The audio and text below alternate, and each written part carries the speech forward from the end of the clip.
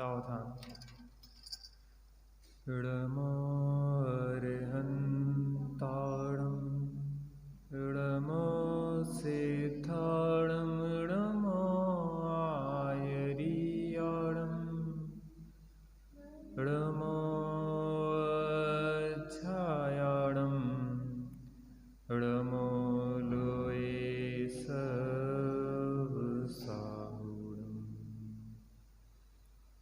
मोक्षमार्गस्य नेतारं वेतारं कर्मभूभृतां ज्ञातारं विश्वतत्त्वानां वन्दे तद्गुणलब्धे। राम कहानी सुनो रे राम कहानी सुनो रे राम कहानी। सुनत हरस आवे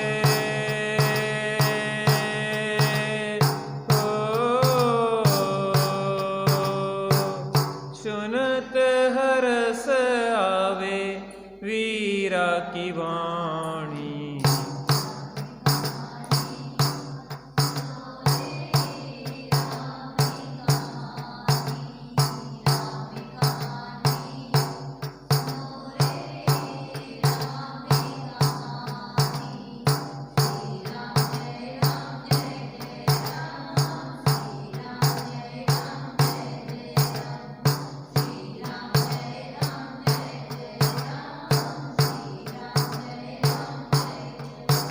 दशरथ के राज दुलारे कौशल्या की आंख के तारे।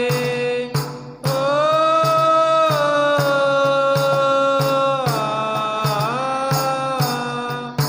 दशरथ के राज दुलारे कौशल्या की आंख के तारे। वे सूर्यवंश के सूरज वे रघुकुल के उजियारे। रवि सेन गुरुवर बोले हो रवि सेन गुरुवर बोले अमृतमयी वाणी।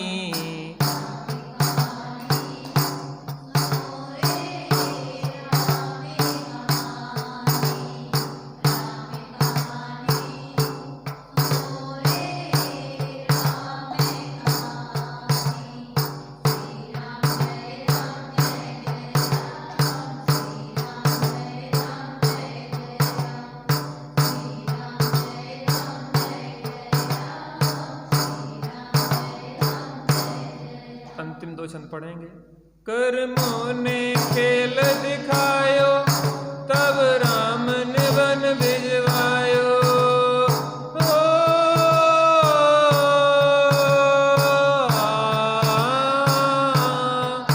कर्मों ने खेल दिखायो तब राम ने वन भिजवायो। सीता पहुंची जब वन में तब प्रभु भक्ति थी मन में। वज्र जंग आयो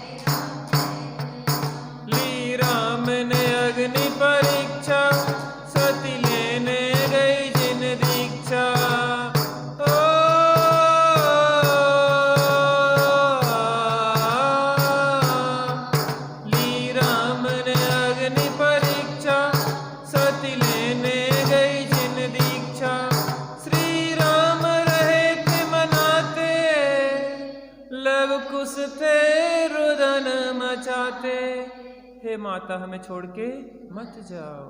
दृढ़ता धरी सीता ने हो, दृढ़ता धरी सीता ने आत्मज्ञान बल से।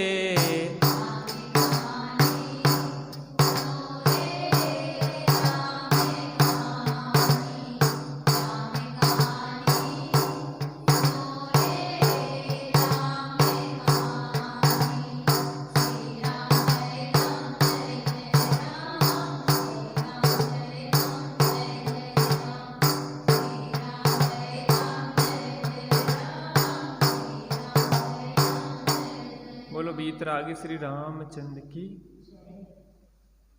राम कहानी कल हमने देखा था कि स्वयंवर रचा गया। कांचन नगर के राजा कांचन रथ ने अपनी 2 पुत्रियों के विवाह के लिए स्वयंवर रचा। उनका नाम था मंदाकिनी और चंद्रभागा। वहाँ पे लवकुश भी गए और लक्ष्मण के पुत्र आदि भी वहाँ पहुँचे। मंदाकिनी और चंद्रभागा ने लव और कुश को वरण कर लिया। लक्ष्मण के पुत्र आदि को यह बुरा लगा और वह उग्र हो गए, जिसमें से 8 जो लक्ष्मण के पुत्र थे वह विचार करने लगे, हमारा जो तिरस्कार हुआ है कि किसी अन्य ने ही किया है, हमने स्वयं अपना तिरस्कार कराया। जब अपना सुख अपने में ही है, अपनी शांति अपने में ही है, जब अपनी प्रभुता अपने में ही है, तो हम पर की ओर क्यों देखें। ये किसी दूसरे ने हमारा तिरस्कार नहीं करवाया है, हमने स्वयं ही तिरस्कार किया है। सम्यक दृष्टि भी होता है तो यद्यपि उसके दर्शन मोह नहीं है तो भी चारित्र मोह जो है वो दुख ही देता है। अगर ये चारित्र मोह का इस संबंधी राग ना होता तो हम क्यों विवाह के लिए स्वयंवर में जाते और यहाँ क्यों हमें उपेक्षा सहन करना पड़ती, ग्रहण करना पड़ती। और इस तरीके से वो विरक्त ही है। और विरक्त होके उनने लक्ष्मण के जो 8 पुत्र थे उनने दीक्षा अंगीकार की और घोरानुघोर तप करके प्रबल मोह शत्रु का नाश करके मोक्ष चले गए। ये जिनशासन है, इसमें इतना आसान है मोक्ष पाना। क्या कर्मों को बांधना जितना कठिन है, कर्मों को काटना उतना ही सरल है। क्या कहा? कर्मों को बांधना जितना कठिन है, कर्मों को काटना उतना ही सरल है। जब तलक हो आत्मदृष्टि, कर्म थर थर कांपते हैं, और चित्त की एकाग्रता लख छोड़ खुद ही भागते हैं। अब क्या होता है, यहाँ भामंडल का प्रसंग और देखते हैं अपन। एक एक व्यक्ति के बैराग आदि उनके जीवन की क्या क्या घटनाएं घटी, उनको यहाँ पे समेटा जा रहा है अंत में राम कहानी में। अपन देख रहे हैं भामंडल का विद्युत पात से मरण हुआ, किस प्रकार से क्या क्या हुआ इसको देखते हैं। विषय रक्त भामंडल जग का कर नहीं सकता त्याग, अपने बेभव प्रति मन में अति अनुराग, सोचा करे हृदय में अपने यदि लूं दीक्षायो, प्राण बल भावों को दुख कर हो मम तीव्र वियोग। चिद्रू भामंडल कौन था? कौन था? सीता का भाई था। तो भामंडल विषयों में आसक्त था और विषयों की आसक्ति के कारण वह अपने धन वैभव, अपनी रानियों के प्रति अनुराग नहीं छोड़ पा रहा था। वह विचार कर रहा था, अगर मैंने इन रानियों को छोड़ दिया तो ये बेचारी असमय में ही प्राण त्याग देंगी, ये कितनी दुखी होंगी और मैं इन्हें दुखी नहीं देख सकता हूँ, इसलिए मैं अभी दीक्षा नहीं लेना चाहता हूँ, क्योंकि उसको अभी राजकाज रानियों के प्रति विशेष अनुराग बरतता था। अपने को तो नहीं बरत रहा। बाहर की व्यवस्थाओं में, बाहर की चीजों में अनुराग तो नहीं बरत रहा अपने को ज्यादा। नहीं तो भामंडल जैसी दशा हमारी होने वाली है। उसने कहा बाद में देखेंगे, दीक्षा तो लेना है, ऐसी बात नहीं है कि नहीं लेना है, दीक्षा तो लेना है, लेकिन अभी थोड़ा सा संसार के मौज मौज ले लो, मजे कर लो। हम जब इस ब्रह्मचर्य की भावना हमारी बनी तो हमारे मित्र कहते थे कि भगवान ने तुम्हें भेजा किस लिए है? भगवान ने भेजा है कि मौज मस्ती करो, खाओ पियो, मौज करो, और तुम सब त्याग ही दे रहे हो। जिस काम के लिए भगवान ने भेजा था वो काम तो कर ही नहीं रहे। हमने कि भगवान ने इस काम के लिए नहीं भेजा था कि मौज मस्ती करो बाहर की। हाँ, मौज मस्ती अंदर की करने के लिए भेजा है, अंदर का आनंद लेने के लिए भेजा है। बाहर की विषयों में वास्तव में सुख तो है ही नहीं। बिरहानल में बिन कारण ही जल जाएंगे प्राण, रह करके कुछ काल करूंगा मैं अपना कल्याण। एक बार अपने दल बल से जीतूं शत्रु समान, और अपने बोधर दीप निष्कंटक ममराज। अगर मैं इन रानियों को छोड़ूंगा तो मेरी विरह वेदना में रानी अपने प्राणों को क्या करेंगी? प्राणों को त्याग देंगी। रह करके कुछ काल करूंगा मैं अपना कल्याण, थोड़े समय और रह के मैं अपना कल्याण कर लूंगा। एक बार अपने दल बल से जीतूं शत्रु समाज। जितनी भी शत्रु हैं उन सब शत्रुओं को क्या करूंगा मैं? दल बल के सहित एक बार जीतूंगा। मुझे सोच रहा था कि 6 खंड का अधिपति बन जाऊं मैं, लेकिन भाई साहब चक्रवर्ती कितने होते हैं एक उत्सर्पणी और सर्पणी काल में? कितने चक्रवर्ती? 63 लाख का पुरुष होते ना, 24 तीर्थंकर, 9 नारायण, 9 पृथ्वीनारायण और 9 बलभद्र, और चक्रवर्ती 12 चक्रवर्ती होते हैं। 12 चक्रवर्ती होते हैं। पहले चक्रवर्ती कौन थे? भरत। इस काल में पहले चक्रवर्ती कौन थे? भरत थे। अभी जो कौन सा काल चल रहा था इसमें कौन हुआ था? अर्धचक्री हुए थे, पृथ्वीनारायण और नारायण जी अर्धचक्री कहलाते हैं। भावमंडल कह रहा कि हम बन जाए 3 खंड या 6 खंड के अधिपति। ऐसा थोड़ी ना है। जो प्रकृति का नियम है वो प्रकृति का नियम बदलता नहीं है। और अखंडित हो धरती पर निष्कंटक ममराज। दक्षिण तथा अपर श्रेणी में आज्ञा चले अखंड, एक बार जग को दिखला दूं अपनी शक्ति प्रचंड। करते व्यर्थ मनोरथ उसके बीते वर्ष अनेक, करता है मानव इच्छाएं होकर आत्म विवेक। उसने कहा जितने दक्षिण श्रेणी के राजा हैं, जितने उत्तर श्रेणी के राजा हैं, उन सबको मैं जीत के क्या करूंगा? एक अखंड साम्राज्य बनाऊंगा। एक बार जग को दिखला दूं अपनी शक्ति प्रचंड। मेरे कितनी सामर्थ्य है। दुनिया इसी के लिए तो मर रही है कि मैं अपनी ताकत को दिखा दूं। तो दिखाना नहीं है, तो मैं देखना है अपनी ताकत को। किसकी ताकत को देखना? आजकल गाड़ियां ठंड के कारण लेट चल रही हैं। अपनी ताकत दिखला दूं सबको। किसको दिखला दूं? बाहर दिखाना अपनी ताकत की। अपने को अपनी ताकत देखना है। मेरे अंतर में भगवान है मगर फिर भी हैरान है। माता जिन वाणी दिखला रही, सिद्धों जैसी मेरी शान। सिद्धों जैसी मेरी शान है। वो लक्ष्मण के 8 पुत्र, उनने अपनी सामर्थ्य को पहचाना और मोक्ष चले गए।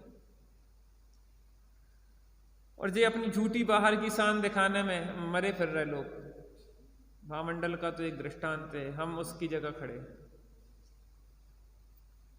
करते व्यर्थ मनोरथ उसके बीते वर्ष अनेक वर्ष व्यतीत हो गए।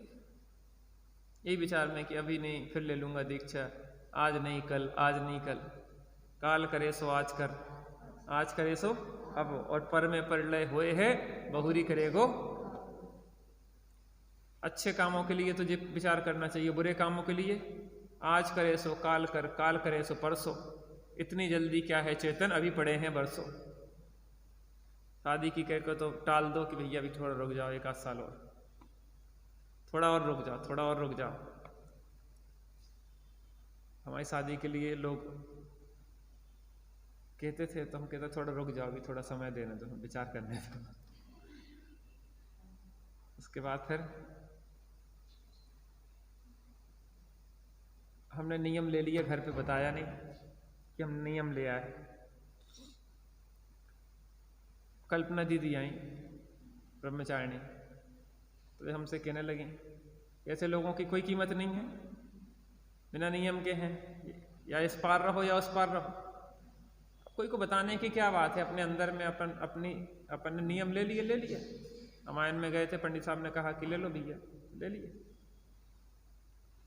अपन ने कुछ नहीं बोला, ठीक है तुम जानो, अपन का तो अपने अंदर है हृदय में, अब उसके लिए ढिंडोरा पीटने की जरूरत तो कोई है नहीं।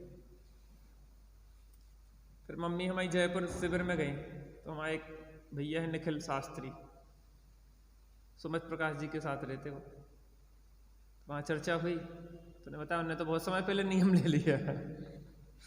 मम्मी हमारी दुखी हो गई, कहले तुमने बताया क्यों नहीं हमें, तुम्हें बताते तो तुम दुखी होती फालतू। क्या होता है, व्यक्ति धीरे धीरे धीरे दिमाग को सेट करता है, यार अब ठीक है, अब ठीक है, सोचता रहता। तो एकदम से कोई बात कहो, एक हमारे मित्र के साथ ऐसे ही हुआ, उन्होंने पिताजी से माता से कह दिया कि हम तो नियम ले रहे, सबके सब उसके ऊपर टूट पड़े बेचारे के ऊपर, उसकी ज़बरदस्ती पकड़ के शादी कर दी। इसलिए धीरे धीरे धीरे धीरे सरकाव, जिसमें वो भी एडजस्ट होते जाएं और अपन भी एडजस्ट होते जाएं। देखो मात्र बाहर के ब्रह्मचर्य की बात नहीं है, ये अंदर के ब्रह्मचर्य की बात है। अरे ब्रह्मचर्य की क्या कहें, मुनि व्रत भी अनंत बार धारण कर लिया और कल्याण नहीं हुआ।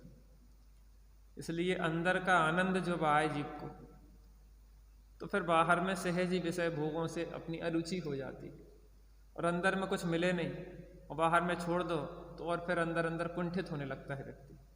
अच्छा सत्संग मिले, अच्छी आराधना हो तो जीवन ब्रह्मचर्य का बहुत आनंदमय है, और अगर सही संग नहीं मिले और व्यक्ति अगर निकल जाए तो फिर उसका भटकने का भी बहुत अवसर रहता है। इसलिए भावुकता का मार्ग नहीं है, लेकिन भावना का मार्ग है। भावना बनाते रहो, मार्ग भी मिलेगा।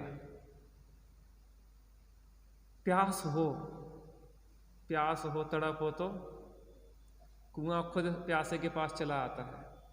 हमारे अंदर प्यास होना चाहिए, एक धगस होना चाहिए, एक तड़प होना चाहिए। हमें अपना कल्याण करना है। नरभव मिला है मैं अपूर्व, कार्य कहीं भी से भी शुरू किया जा सकता है, घर गृहस्थी में रह के भी शुरू किया जा सकता है। देखो प्रतिकूलता हमें जगाने आती हैं। व्यक्ति कहता है कि प्रतिकूलता इतनी है, बेटा आगे आ जाओ ना, पीछे क्या को बैठे, तुम लोग तो पहली पंक्ति वाले हो। बूढ़े लोग बैठते पीछे, तो क्या क्या घर गृहस्थी में भी शुरुआत करना चाहिए। लोग कहते प्रतिकूलताएं बहुत है, हम कैसे कल्याण करें। और सब जो प्रतिकूलताओं में जागृत हो सकता, अनुकूलताओं में उतनी जागृति नहीं होती। प्रतिकूलताओं में स्पष्टता दिखती है व्यक्ति की स्वार्थपरता, बाहर के संसार शरीर में भोगों की वास्तविक स्थिति। अभी मैं सवेरे जा रहा था, वहां पे जाते में सुगर पकड़ रहे थे जाल से। मैंने कहा ये क्या कर रहा है, कहने बाहर बेचेंगे। लोगों से क्या कहें क्या नहीं कहें, अंदर में पीड़ा बहुत थी। वापसी आए तो बंधे डले थे वो बच्चे छोटे छोटे, उसकी माँ वहां पे रो रही थी, एक प्रकार से कहें उसकी भाषा में। छोटे छोटे से बच्चे हाथ पैर मुंह बंधे हुए चिल्ला रहे। हमने सोचा इन्हें छोड़ दें, इनके एक बंधन कि यार अपन क्या करेंगे, फिर पकड़ लेंगे वो तो। अरे अपन ने छोड़ भी दिया कदाचित, और वो क्या करेंगे, फिर कहीं जाके पकड़ लेंगे, बच के कहाँ जाएंगे बेचारे। ऐसे संसार की विचित्रताओं को देख के हमें वैराग्य नहीं आता। हर क्षण वैराग्य के प्रसंग बन रहे हैं, फिर भी हम बस उसको देख के अनदेखा कर लेते, फिर उसी में अपन मरघटिया वैराग्य जैसे थोड़ी देर के लिए ची करते हैं और फिर बस उसी में लग जाते हैं। समझ में आता है कि क्या दशा है। आप सोचो, ये भावमंडल विचार कर रहा है, अभी नहीं फिर लेंगे दीक्षा, अभी नहीं फिर लेंगे दीक्षा, अभी थोड़ा सा और थोड़ा सा और थोड़ा सा और, अब देखते क्या होता है उसका। एक समय प्रासाद खंड पर सोता था निश्चिंत, वेदुत पड़ी गगन से उस पर हुआ देह शांत। मनुज दीर्घ सूत्री जगती में करता विविध विचार, किंतु विकल्पों से विरत हो करे नाथ विचार। एक बार अपनी रानी सुंदर मालिनी के साथ अपने महल की छत पे विश्राम कर रहा था, सो रहा था, निश्चिंत सो रहा था। किसके समान? हमारे समान। हम बिल्कुल निश्चिंत है, कोई चिंता की बात नहीं है। हमें तो देखो सब मर रहे हैं, सब जा रहे हैं, लेकिन हम तो पुरातत्व के नमूने की तरह बैठे रहेंगे। हमारा कुछ होने वाला नहीं, हम तो ऐसे ही रहेंगे। तुम ऐसे रहोगे भी तो क्या होगा? आदमी थोड़ा ज्यादा जी जाता ना तो उपेक्षाएं कितनी शुरू हो जाती। और तुम अगर मरने जो पता हो कि इसको मरना नहीं है तो फिर तो समझ लो कि पहले ही से उपेक्षाएं शुरू हो जाएंगी। आदमी पता क्यों ज्यादा उपेक्षा नहीं करता? उपेक्षा तो करता, उतनी क्यों नहीं करता? उसका कारण है कि भैया अब कितने दिन जीने, अब थोड़े दिन और झेल लो ना। क्या सोचता? थोड़े दिन और झेल लो, कितने दिन के रह गए भैया, ये कितने दिन की रह गई रुकैया, बाकी तो अपने ही साम्राज्य है।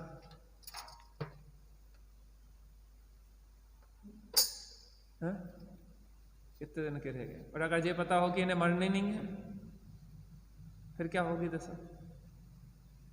फिर 24 घंटे एक रट ना लगे कि भगवान उठा लो, भगवान उठा लो, भगवान उठा लो।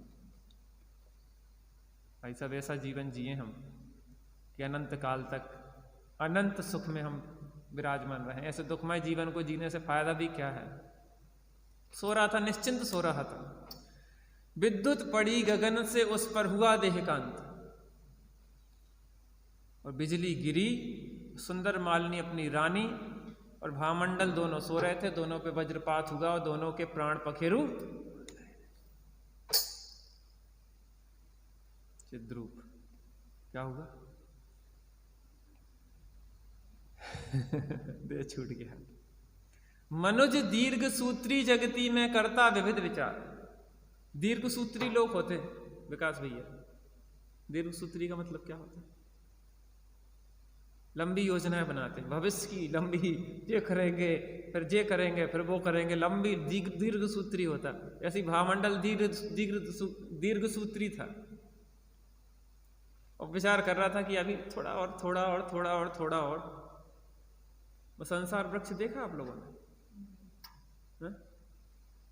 संसार वृक्ष देखा तुमने? इस संसार वृक्ष का वो चित्र रहता जगह जगह मंदिरों में। उस पे एक व्यक्ति लटका हुआ है, नीचे 5 अजगर निकलने को कुएं में तैयार हैं, ऊपर सफेद काले चूहे काट रहे हैं, मधुमक्खियों का छत्ता है, छत्ते में से एक बूंद शहद की टपक रही है और मधुमक्खियां चिपकी हुई हैं, काट रही हैं, भिन्न भिन्न भिन्न भिन्न भिन्न करती हैं। और एक देव अपने विमान से उसको बुला रहा है। किसकी है वो चित्र? किसका चित्र है? कौन लटका उस पे? कौन लटका वहां पे? माता कौन लटका? हम लटके हुए हैं उसमें। शांति पथ प्रदर्शन में उस घटना का ऐसा है, कोई व्यक्ति कि नाव डूब गई। किसी ऐसे द्वीप पे लगा जहाँ अनजान द्वीप था, वो नीचे निगाह करते चला जा रहा था, पीछे से एक हाथी चिघाड़ता हुआ उसके पीछे लगा। दौड़ता दौड़ता दौड़ता एक बरगद के पेड़ की डगाल को लटकी रहती ना, उसको पकड़ के लटक गया। वहां देखा तो नीचे कुआं, हाथी आके वो पेड़ को हिला रहा है, ऊपर मधुमक्खियां हैं वो उसको काट रही हैं। उसने कहा हे भगवान बचाओ बचाओ बचाओ। तो देवताओं ने सुना कि भैया कोई जिन भक्त है इसकी रक्षा की जाए, और वो आके विमान खड़ा हुआ कि ले आ जाओ। उतने में क्या हुआ, वो मक्खियां भिनभिनाई तो ऊपर से शहद का वो हिला छत्ता, तो एक बूंद शहद की ऐसा आनंद तो कहीं नहीं था, ऐसा स्वाद। कौन सा शहद है एक बूंद? शादी हो गई तो एक शहद की बूंद टपक गई, बच्चे हो गए तो दूसरी शहद की बूंद टपक गई, लाड़ी आ गई तो तीसरी शहद की बूंद टपक गई, उसी के मुंह में। देवता ने कहा कि चलो भैया चलो, नहीं अब थोड़ा सा एक बूंद और ले लेने दो। उसने कहा अब तो चलो, ले एक और। अब थक गए, कहने जाओ तुम अपना काम करो, हमें व्यर्थ में आनंद में विघ्न कर रहे हो तुम। आप लोगों के आनंद में विघ्न तो नहीं कर रहे हम लोग हैं? क्यों प्रकाश भैया, आप लोगों का आनंद चल रहा था सहज रूप से, उसमें विघ्न करने के लिए हम लोग आ गए कि बताओ। विचार तो करना पड़ेगा, आज नहीं तो कल कल्याण तो करना पड़ेगा। क्या कह रहे हैं यहाँ पे, मनुष्य दीर्घ सूत्री जगती में करता विविध विचार, किंतु विकल्पों से विरक्त हो करे न आत्म कल्याण। इन विकल्पों से विरक्त हो के आत्म कल्याण। क्षण भंगुर सुख का निमित्त पा करता नाना पार, सुख न साथ उसके जाता है बढ़ता और संताप। सुन कर जीवन की घटनाएं मन में करे विचार,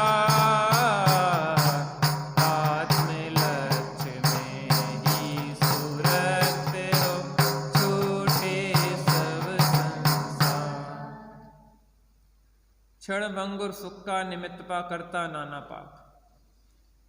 इन विषयों का जो सुख है क्या है? क्षण भंगुर सुख है। सुख क्या कहें उसको, सुखाभास है। भोजन किया था कैसा लगा था? सुख लगा था, लेकिन फिर भूख लगी है, ये कैसा सुख है? तृप्ति मिल गई होती तो दोबारा भोजन करने की जरूरत क्या थी? पानी पी लिया था तो प्यास मिट जाना चाहिए थी, लेकिन फिर प्यास हो गई। ये कैसा सुख है कि जो क्षण भंगुर है। क्षण भंगुर सुख का निमित्त पा करता नाना पाप। इन विषयों के लिए, इन बाह्य सुविधाओं के लिए कितने पाप करते रहते आप सोचो। अब वो सुगर को पकड़ रहे थे काहे के लिए? पंचेंद्रिय के विषय भोग मिलेंगे, जो पैसा आएगा। लेकिन उन जीवों की पूछो कि कितनी तड़प है उनकी, कितनी बुरी तरह से मारा जाता है उन जीवों। पहले तो उन्हें किस प्रकार से मुंह बांध के, हाथ पैर बांध के डाल दिया। आप और हम विचार करें कि उनकी पीड़ा का विचार तो करो सही। छोटे छोटे से बेचारे बच्चे कैसे तड़प रहे, चिल्ला भी नहीं पा रहे, अंदर की पीड़ा देखो। और पता, कुछ लोग तो ऐसे होते हैं कि जिंदा ऐसे टांग देते, दोनों चारों पैर बांध के अग्नि के नीचे जिंदा सेक देते। मैंने कहानी देखी थी कि एक टापू पे बहुत सारे लोग फंस गए, एक सजा दी गई कि वहां पे छोड़ दिया गया। जेलों में बहुत भीड़ हो गई थी तो जेल उनको टापुओं पे छोड़ दिया। खाने को कुछ नहीं तो वो एक एक व्यक्ति को भोजन बनाते थे, प्रतियोगिता करते थे कि कौन आगे। जो हार जाता था उस व्यक्ति को दोनों हाथ पांव बांध के ऐसे अग्नि के ऊपर टांग दिया जाता था, उसका भोजन सब मिलकर कर लेते। रोज रोज के एक एक व्यक्ति का मरण होता था। कैसी दुर्दशाएं संसार में हैं। आज भी यहाँ साक्षात नरक है। अपन ने वो देखा था कि यम ने नरक बनाया था, वो राजा यम ने नरक बनाया था, जैसा साक्षात नरक होता है। जब रावण ने जाके उसके नरक को नष्ट किया था, वैसे ही दुख देता था जैसे नरक में होते हैं। अपन को ज्यादा नहीं तो अस्पतालों में जाके देख लो ना, कैसी पीड़ाएं, कैसी तड़प, कैसी तकलीफें इस जीव को अस्पतालों में भोगना पड़ती है। क्षण भंगुर सुख का निमित्त पा करता नाना पाप, सुख न साथ उसके जाता है बढ़ता और संताप। सुनकर जीवन की घटनाएं मन में करे विचार, आत्म लक्ष्य में ही सुरक्त हो छूटे सब संसार। आत्मा के लक्ष्य में ही अनुरक्त होके संसार छूटे, हमारी स्थिति भावमंडल जैसी ना हो। शिक्षा की तो बात ये, देखो अपन इसमें कितने सारे जीव देख रहे हैं कि जिनने अपना आत्मकल्याण कर लिया क्षण भर में, और कुछ ऐसे जीव देख रहे हैं कि जो विषयों में लगे रहे और इसी में मर के दुर्गति में भी चले गए। और हमें किस स्थिति को पाना है, ये दोनों चीजें ग्रहण की जा सकती, जिसको जो चाहिए हो मिल जाएगा। अब देखो अगला प्रसंग देखते हैं, हनुमान की दीक्षा।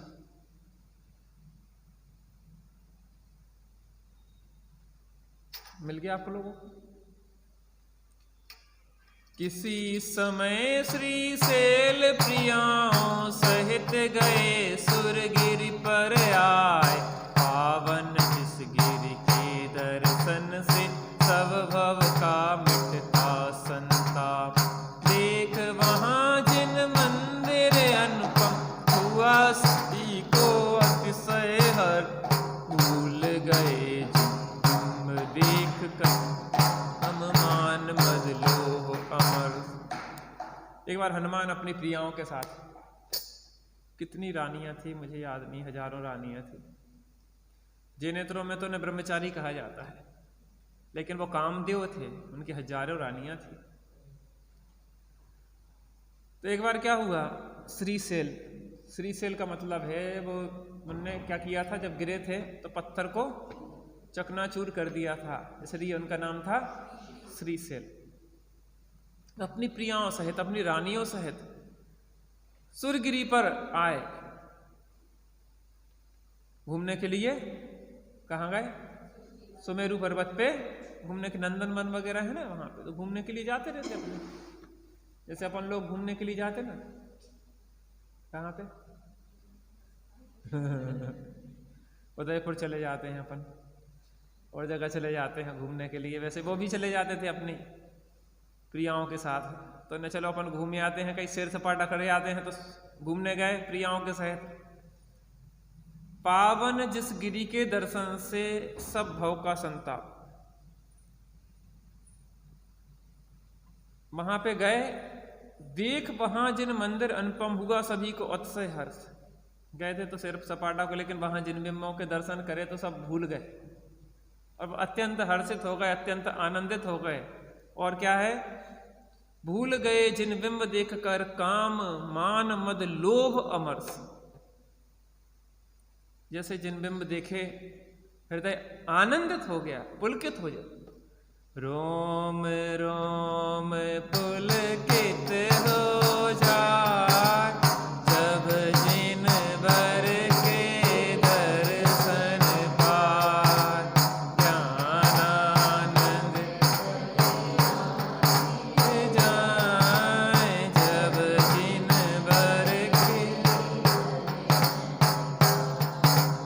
जिन मंदिर में श्री जिन राज, तन मंदिर में चेतन राज।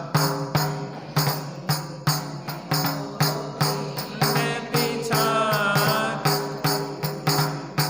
फल हुआ है आज।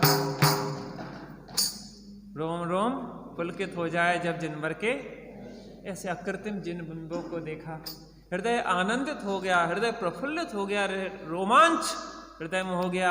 और विषय वासनाओं को तो भूल गए। गए थे तो नंदनवन में घूमने घामने के लिए, लेकिन जिन बिंब को देख के,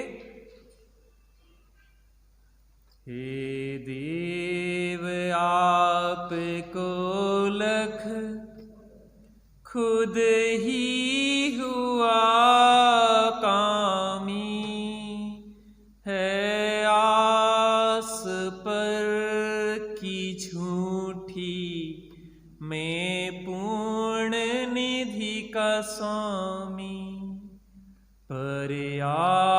पर्यायहीनता से मुझ में कमी न आई, प्रभु शांत छवि तेरी अंतर में है समाई।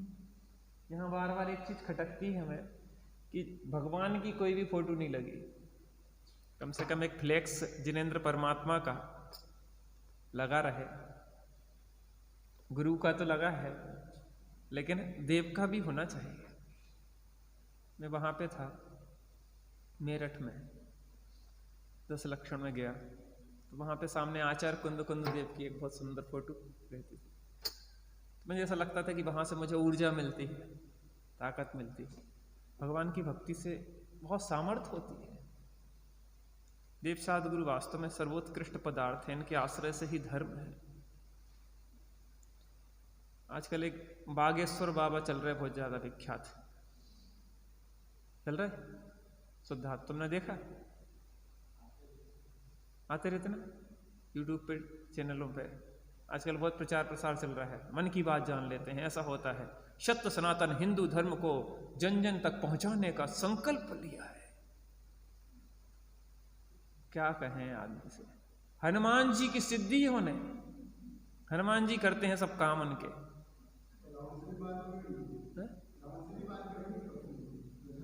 हाँ, मेरा आपकी कृपा से सब काम हो रहा है, मेरा आपकी कृपा से सब काम हो रहा है।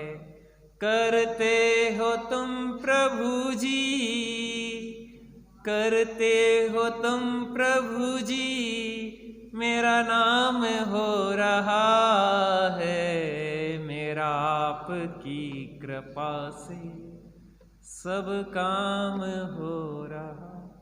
लेकिन भाई साहब ये अवर्णवाद है। हनुमान जी तो चलेगा, मोक्ष तुम यहीं बैठा ले रहोगे क्या? चर्चा किसकी चल रही?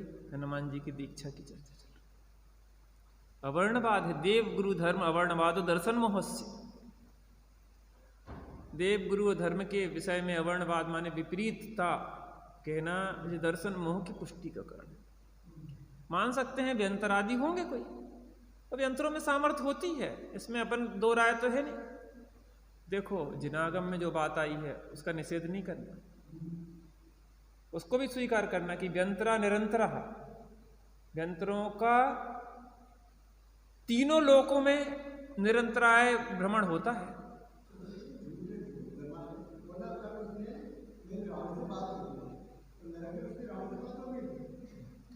उन कल्पनाओं को छोड़ो, हम ये कह रहे हैं जितनी सही बात है उसको स्वीकार भी करना चाहिए, उसका निषेध भी नहीं करना चाहिए,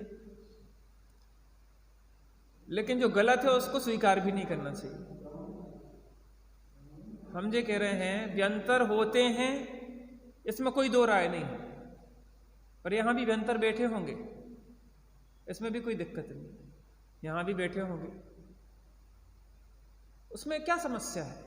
बैठे रहने दो ना, तो वे पूज्य हैं, और जब पाप का उदय हो तभी उनकी सामर्थ्य चलती है, पुण्य के उदय वाले पर उनकी सामर्थ्य नहीं चलती। और जिनेंद्र भक्ति के समान पुण्य अर्जन का कोई और कोई स्रोत नहीं है। भूत भगाने के लिए जिनेंद्र भक्ति नहीं करना है, लेकिन वास्तव में मिथ्यात्व कसायों के भूत भगाने के लिए जिनेंद्र भक्ति करना है। इतनी भीड़ जुड़ रही है, लाखों लोग जा रहे हैं, पूरे टीवी चैनल, देश विदेश के लोग, बिल्कुल चमत्कार को नमस्कार है। इनमें क्या रखा है? पूरी जिंदगी खराब कर रहे हैं फोकट में। बाहर में जितने फैलते जाओ ना, उतनी समस्याएं बढ़ती हैं, पता है?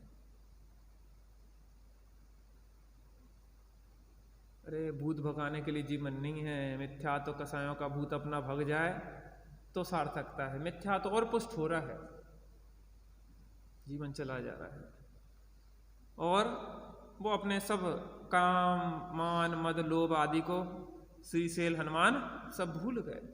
बात ये हो रही थी कि अपन भी कैसा वर्णवाद सुनते रहते हैं, और अपने में से कोई पहुंच जाए, पता पड़े भैया हमें भी भूत लगे, चलो दिखाया, का होत मिथ्यात्व का पोषण होता है।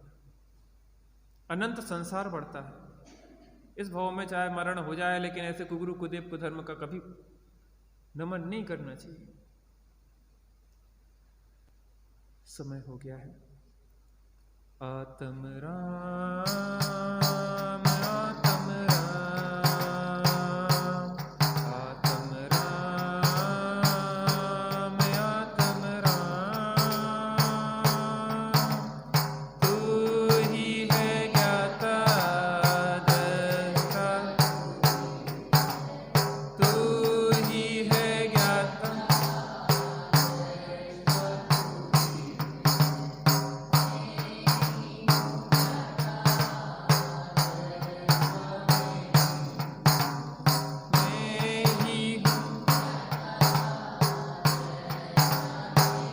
मैं ही हूँ सुख निधान,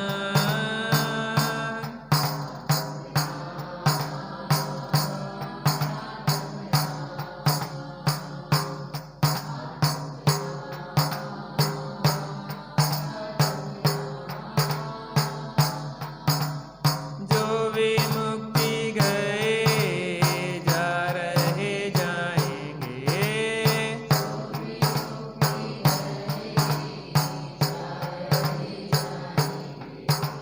जो विमुक्ति गए जा रहे जाएंगे,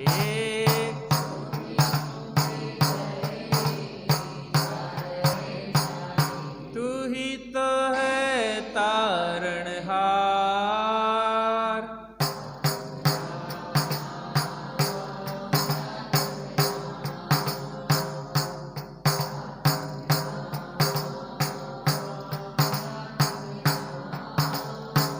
जग में साचो शरण धाम,